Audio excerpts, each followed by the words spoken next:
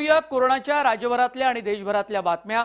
स्नेहा मरजाडी आणि निलेश नवलखा यांनी कोरोनाच्या अनुषंगाने विविध प्रश्न उपस्थित करणाऱ्या जनहित याचिका मुंबई उच्च न्यायालयात दाखल केल्या।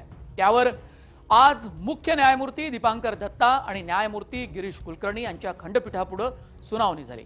त्यावेळी राजकीय व्यक्तींना परस्पर मिळत असलेल्या रेमडेसिवीर इंजेक्शन बद्दल न्यायालयाने आश्चर्य व्यक्त केलं। नगरमधील भाजपचे खासदार सुजय विखे पाटील यांनी अलीकडेच दिल्लीतून खास विमानाने रेमडेसिवीर इंजेक्शन आणले होते। या इंजेक्शनचे वाटप नगरमधील रुग्णालयांना करण्यात आलं। त्याच आक्षेप घेणारी जनहित याचिका मुंबई उच्च न्यायालयाच्या औरंगाबाद खंडपीठात दाखल झाली। आजच्या सुनावणी दरम्यान खंडपीठाने अशा प्रकारांवर आपलं मत मांडलंय।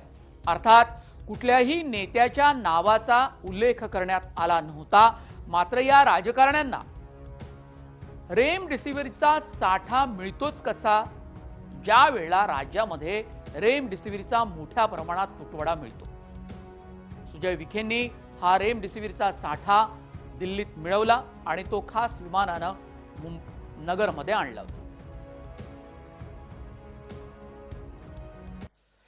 भारतात लसीच्या किमतीत तफावत का, असा सवाल सर्वोच्च न्यायालयाने एका सुनावणीत विचारला। केंद्र सरकारला हा सवाल विचारलाय। सर्वोच्च न्यायालयाकडून केंद्र सरकारला विचारणा झाली। प्राणवायू आणि लसीकरणाची ही माहिती सर्वोच्च न्यायालयाने मागवली आहे। पुढील सुनावणी शुक्रवारी होणार आहे आणि या वेळेला केंद्र सरकारला वेगवेगळ्या राज्यात लसींमध्ये तफावत का आहे याचं उत्तर द्यावं लागणार आहे। मद्रास उच्च न्यायालयाने निवडणूक आयोगाबाबत व्यक्त केलेली भावना आम्ही आधीपासूनच मांडत होतो, असं मत शिवसेनेचे खासदार संजय राऊत यांनी मांडलेलं आहे। देशात कोरोनाची परिस्थिती गंभीर असताना निवडणुकीसाठी इतक्या लोकांनी एकत्र यावं हे अजिबात योग्य नाही। हीच लोक मग देशभरात जाऊन कोरोनाचा अधिक फैलाव करतील, असं मत संजय राऊत यांनी मांडलेलं आहे। सोशल डिस्टन्सिंगचा फज्जा उडाला, त्या संदर्भातला प्रोटोकॉलचं पालन केलं गेलं नाही प्रत्येक ठिकाणी आपण पाहिलं। इतर वेळेला या गोष्टी माफ असतात निवडणुकीमध्ये, पण आज देशाची परिस्थिती अत्यंत गंभीर असताना या गोष्टी आपण पाळल्या पाहिजे। आता मद्रास हायकोर्टाने सांगितलं की निवडणूक आयोगाला दोषी ठरवा, तर हायकोर्टाचं भूमिका आहे। ह्याच्यावरती मला विश्वास आहे की नरेंद्र मोदीजी देशाचे प्रधानमंत्री आहेत, ते अत्यंत आवश्यक गांभीर्याने घेतात सध्या करोनाचा, तर ते मद्रास हायकोर्टाची टिप्पणी सुद्धा गांभीर्याने घेतली। देखिए श्रीमती गांधी एक वरिष्ठ नेता है, यूपीए की चेयरपर्सन है, बहुत से राज्यों में कांग्रेस की भी सरकारें हैं, विरोधियों की सरकारें हैं, उनके पास ये जानकारी होगी तो इस तरह से पत्र लिखकर देश को जानकारी। हमारे भी यही कहना है कि संकट की घड़ी में हम सब एक हैं, ना सत्ताधारी है ना विपक्ष है, देश के लिए लड़ना होगा। कोरोना विषाणू विरोधात लढण्यासाठी देशात कोरोना लसीकरण मोहीम अगदी वेगाने सुरू आहे। येत्या 1 मे पासून भारतात तिसऱ्या टप्प्यातील लसीकरणाला सुरुवात होत आहे। अशातच भारताला नवी रशियन स्पुतनिक 5 ही लस उपलब्ध होणार आहे। या लसीची पहिली खेप भारतात 1 मे रोजी पोहोचली। दरम्यान भारतात 1 मे रोजी स्पुतनिक V लसीचे 5 कोटी डोस आयात होणार असल्याची माहिती आहे।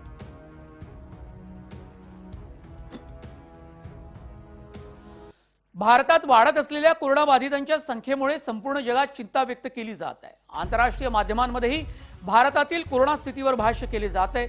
ऑस्ट्रेलियन माध्यमांमध्ये कोरोना स्थिती हाताळण्यावर पंतप्रधान नरेंद्र मोदी आणि केंद्र सरकारवर टीका करण्यात आली। या टीकेवर भारताने नाराजी व्यक्त केली असून पंतप्रधान मोदी यांच्यामुळे शेकडोंचे प्राण वाचले असल्याचं भारताने म्हटलंय। ऑस्ट्रेलियातील द ऑस्ट्रेलियन या वृत्तपत्राने पंतप्रधान मोदी यांच्यावर चांगलीच टीका करताना त्यांच्या कामावरती सुद्धा टीका केली होती। पंतप्रधान मोदी यांनी भारताला टाळेबंदीमधून बाहेर काढले आणि विनाशाकडे ढकलले अशी टीका करणारा लेख प्रकाशित केला होता। यामध्ये भारतातील कोरोनाच्या दुसऱ्या लाटेसाठी निवडणूक प्रचार सभा आणि कुंभमेळा आदी जबाबदार असल्याचं म्हटलं गेलं होतं। त्याशिवाय पंतप्रधान मोदी यांनी तज्ञांचा सल्ला धुडकावला असल्याचं या लेखात म्हटलं। ऑस्ट्रेलियातील भारतीय उच्चायुक्तानं वृत्तपत्राचे मुख्य संपादक क्रिस्टोफर डोरे यांना पत्र लिहून आपली नाराजी व्यक्त केली। या पत्रात भारत सरकारने कोरोनाच्या संसर्गाला अटकाव करण्यासाठी केलेले प्रयत्न, उपाययोजना लसीकरण मोहीम आदींची माहिती दिली आहे.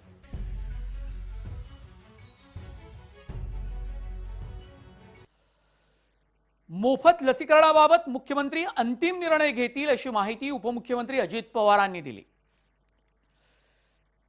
मोफत लसीकरणाच्या प्रस्तावावर उपमुख्यमंत्री अजित पवारांनी सही केली आहे आणि आता फक्त मुख्यमंत्री उद्धव ठाकरे यांची सही बाकी आहे. त्यामुळे या संदर्भातला जो संभ्रम आहे तो बुधवारच्या मंत्रिमंडळाच्या बैठकीनंतर दूर होण्याची शक्यता निर्माण झाली आहे. पाहूया अजित पवार काय म्हणतात. उद्या कॅबिनेटमध्ये तो विषय आणायचं ठरलं. माझी सही झाली, आता मुख्यमंत्र्यांकडे विषय सहीला गेली फाईल, ती सही झाली की उद्या रितसर कॅबिनेटला विषय येईल.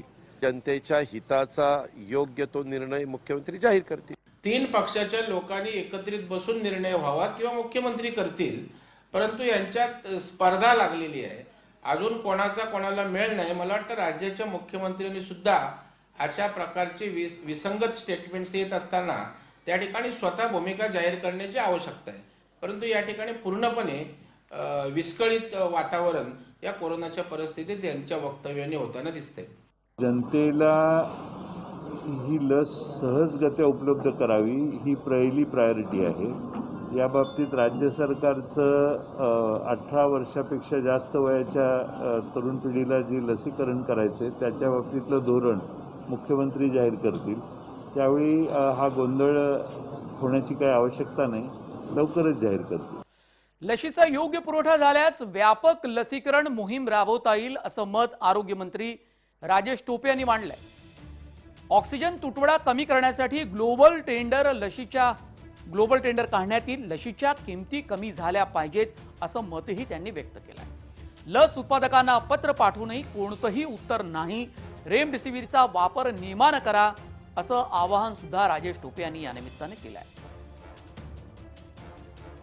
अवेलेबिलिटी हा चॅलेंज आहे. प्राईसच्या संदर्भात मी बोललेलो आहे. आणि सगळ्यात महत्त्वाचं या सगळ्या संदर्भाने जर म्हटलं तर 1 मेला आता जर वॅक्सिन्स उपलब्धच नसतील तर मग कसं द्यायचं हा प्रश्न सगळ्या राज्यांपुढे येणार.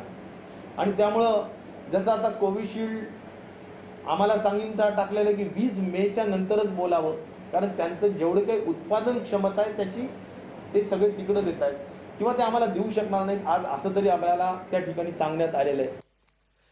राज्यात टाळेबंदीत वाढ होण्याची शक्यता वर्तवली जाते. या संदर्भामध्ये बुधवारी होणाऱ्या राज्य मंत्रिमंडळाच्या बैठकीमध्ये निर्णय घेतला जाईल. या संदर्भात महत्त्वाची घोषणा केवळ मुख्यमंत्री उद्धव ठाकरे करतील असं त्यांचे आता सहकारी सांगतायत. कारण मोफत लसीकरणाच्या मुद्द्यावरही संभ्रमाची स्थिती निर्माण झाली. टाळेबंदीच्या संदर्भामध्ये वाढ होण्याची शक्यता बोलली जाते, मात्र जाहीरपणे कोणीही या संदर्भामध्ये ठोस भूमिका घेताना आपल्याला दिसत नाही. आता 1 तारखेच्या दरम्यान आम्ही ह्या बुधवारी गुरुवारी ज्यावेळी बसू त्यावेळी सगळ्यांचा आढावा, प्रत्येक जिल्ह्यातली संख्या, तिथले बेड्सची परिस्थिती, ऑक्सिजनचा पुरवठा याचा आढावा मंत्रिमंडळ दर आठवड्याला घेतं. ते होईल. त्यानंतर त्याच्यावर मुख्यमंत्री योग्य तो निर्णय घेतील. राज्यात टाळेबंदीत वाढ होण्याची शक्यता आणि त्यावर बोलणार फक्त मुख्यमंत्री उद्धव ठाकरे असं मंत्र्यांनी सांगितलंय. दुसरी बातमी आहे, भारतात 2 लस उत्पादक कंपन्यांनी कोरोना प्रतिबंधक लशीसाठी वेगवेगळ्या किमती जाहीर केल्या. पण सरकार केवळ मूकदर्शक बनलंय. लस उत्पादकांच्या नफेखोरीला पाठबळ देणाऱ्या केंद्र सरकारचं लसीकरण धोरणच भेदभावपूर्ण आणि असंवेदनशील आहे अशी टीका काँग्रेसच्या हंगामी राष्ट्रीय अध्यक्षा सोनिया गांधी यांनी केली आहे.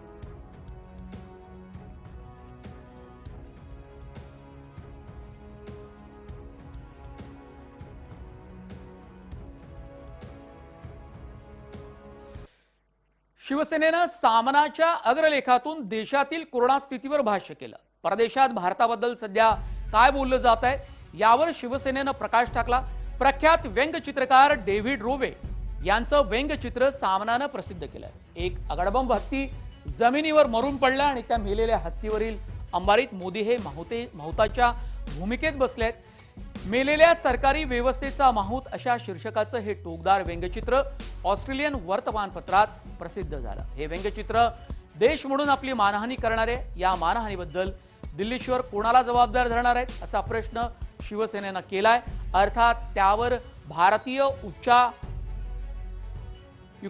अधिकाऱ्यांनी या संदर्भात ऑस्ट्रेलियन सरकारला पत्र लिहून वास्तव कळवण्याचा प्रयत्न केला।